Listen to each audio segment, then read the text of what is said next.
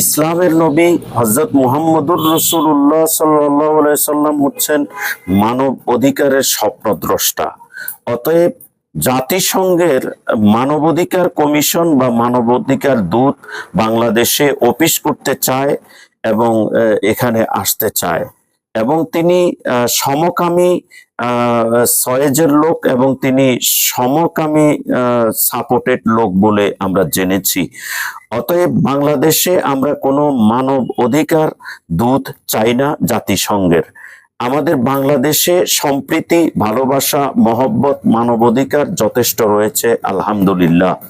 অতএব মানবাধিকারের নামে যদি কোনো সমকামী এই বাংলাদেশে জাতিসংঘের সিঁড়ি বেয়ে আসে, কখনো এই বাংলাদেশের মুসলিমরা মেনে নিবে না বলে আমরা দৃঢ় প্রত্যয়ের সাথে প্রতিবাদ জ্ঞাপন করছি।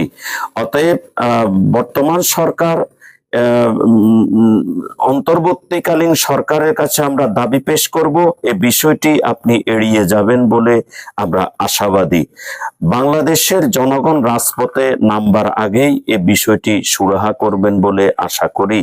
আমরা সমকামী এবং মানবাধিকার কোনো কর্মী আমাদের বাংলাদেশে চাই না আলহামদুলিল্লাহ। আমরা সকল ধর্মের লোক মানবিক সম্প্রীতি বজায় রেখেই আমরা চলছি।